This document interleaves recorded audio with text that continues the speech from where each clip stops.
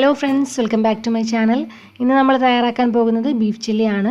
വീഡിയോയിലേക്ക് പോകുന്നതിന് മുമ്പ് ചാനൽ ഇതുവരെ സബ്സ്ക്രൈബ് ചെയ്തിട്ടില്ലെങ്കിൽ ഒന്ന് സബ്സ്ക്രൈബ് ചെയ്തേക്കണം. അപ്പോൾ നമുക്കിത് എങ്ങനെ ഉണ്ടാക്കുന്നതെന്ന് നോക്കാം.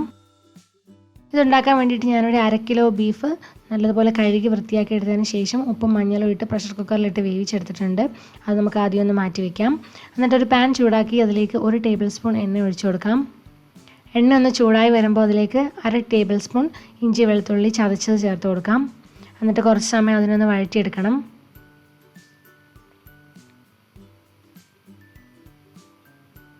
ഇനി നമുക്കിതിലേക്ക് എരിവിന് ആവശ്യത്തിനുള്ള പച്ചമുളക് ചേർത്ത് കൊടുക്കാം.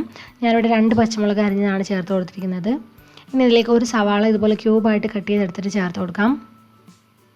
ചില്ലി ചിക്കനൊക്കെ നമ്മൾ കട്ട് ചെയ്തെടുക്കുന്ന പോലെ ചെയ്താൽ മതി. ഇനി ഇതിലേക്ക് പകുതി ക്യാപ്സിക്കം ഇതുപോലെ ക്യൂബായിട്ട് കട്ട് ചെയ്തെടുത്തതും കൂടി ചേർത്ത് കൊടുക്കണം. എന്നിട്ട് തന്നെ നമുക്കൊന്ന് വഴറ്റിയെടുക്കാം. ഇനി ഇതിലേക്ക് 1.5 ടീസ്പൂൺ കാശ്മീരി ചില്ലി പൗഡർ ചേർത്ത് കൊടുക്കാം. കാശ്മീരി ചില്ലി പൗഡർ ആകുമ്പോൾ നല്ലൊരു കളറും ഉണ്ടാകും, ഒരുപാട് എരിവും ഉണ്ടാകില്ല. ഇനി നമുക്കിത് നന്നായിട്ടൊന്ന് മിക്സ് ചെയ്തെടുക്കാം.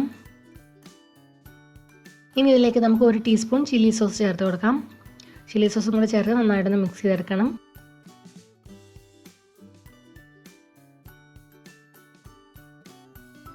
ഇനി ഇതിലേക്ക് ഞാൻ ചേർക്കുന്നത് 1/2 കപ്പ് ടൊമാറ്റോ പ്യൂരിയാണ്. ഇതിന് പകരമായിട്ട് നിങ്ങൾക്ക് ടൊമാറ്റോ സോസും ചേർത്ത് കൊടുക്കാവുന്നതാണ്.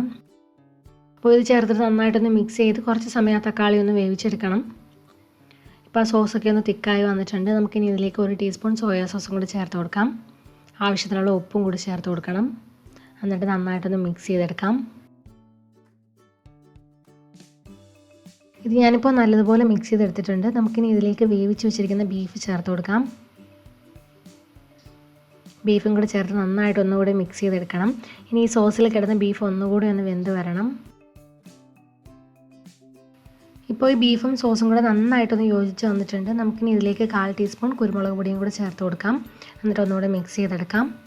നമ്മുടെ ബീഫ് ചില്ലി ഏകദേശം റെഡി ആയിട്ടുണ്ട്. നിങ്ങൾക്ക് ഒന്നുകൂടി ഡ്രൈ ആയിട്ടാണ് വേണ്ടതെങ്കിൽ കുറച്ച് സമയം ഇതുപോലെ ഒന്ന് ഫ്രൈ ആക്കി എടുത്താൽ മതിയാകും. ഇനി ഇതിലേക്ക് അവസാനമായിട്ട് കുറച്ച് മല്ലിയില അരിഞ്ഞതോ അല്ലെങ്കിൽ കുറച്ച് സ്പ്രിംഗ് ഓണിയൻ അരിഞ്ഞതോ ചേർത്ത് കൊടുക്കാവുന്നതാണ്.